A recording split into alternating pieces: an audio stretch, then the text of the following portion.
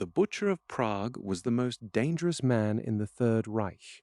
On a spring morning in 1942, two men stepped into the shadows of a quiet suburban turn, armed with little more than a Sten gun and a desperate mission to change the course of the war.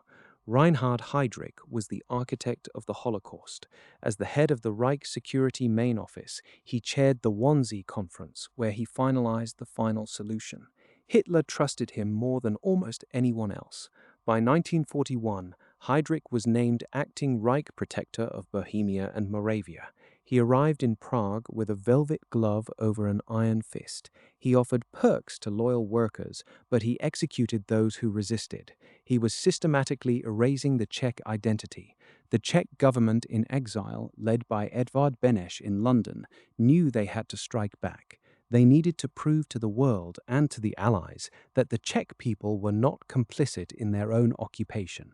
They launched Operation Anthropoid.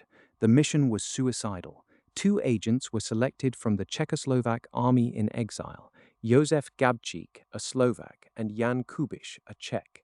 They were trained by the British Special Operations Executive in the art of silent killing and sabotage.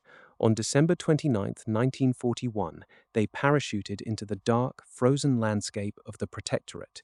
They landed miles off target in the dead of night, navigating by memory alone to find local resistance networks. For months, they lived in the shadows. They moved through safe houses, hiding in plain sight while Heydrich enjoyed the spoils of his power. They studied his routine. Heydrich was arrogant. He believed the Czechs were too cowed to fight back. He drove in an open-topped Mercedes, refusing an armored escort. He traveled the same route to his office at Prague Castle every single day. May 27, 1942. The morning was bright and clear. Gabčík and Kubiš positioned themselves at a sharp hairpin turn in the Prague suburb of Líběň. The narrow road forced the Mercedes to slow to a crawl. Gabčík stood on the curb, his Sten gun hidden under his raincoat. Kubiš waited nearby, clutching a modified anti-tank grenade. The Mercedes rounded the corner. Gabčík stepped out, raised his weapon, and pulled the trigger. Nothing happened. The gun jammed. Heydrich's driver, SS Oberscharführer Johannes Klein, slammed on the brakes. Heydrich made a fatal mistake. Instead of speeding away, he ordered the driver to stop. He stood up in the seat, reaching for his pistol to engage his attackers. That second of hesitation sealed his fate. Kubiš threw his grenade. It didn't land inside the car, but it exploded against the rear right wheel. The blast tore through the vehicle, shredding the upholstery and sending shrapnel into Heydrich's back. The Butcher of Prague collapsed. The assassins fled into the chaos of the city. Heydrich was rushed to Bulovka Hospital. He appeared to be recovering, even sitting up and joking with his doctors. But he had been struck by fragments of the car's seat and horsehair padding, which were contaminated with bacteria. Sepsis set in. By June 4th, the man who had ordered the deaths of millions was dead. The Nazi response was immediate and monstrous. Hitler demanded blood. Martial law was declared across the entire Protectorate. The Gestapo launched a manhunt of unprecedented scale. They combed every apartment, interrogated every citizen, and offered astronomical rewards for information. Thousands of Czechs were arrested, tortured, and executed in retaliation.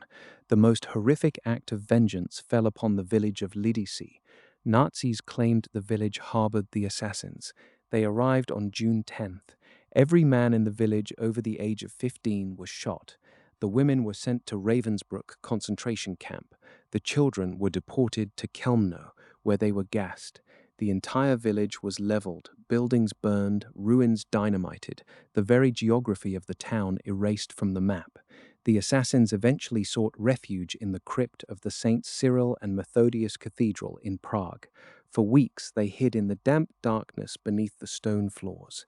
They were betrayed by a fellow agent, Karel Čurda, who traded his comrades' lives for the reward money and immunity. On June 18th, the SS surrounded the church. 7 paratroopers stood their ground against hundreds of heavily armed SS troops. The siege lasted for 6 hours. The defenders fired until they had only one bullet left, the bullet they saved for themselves. They refused to be taken alive. When the Nazis finally breached the crypt, they found only bodies.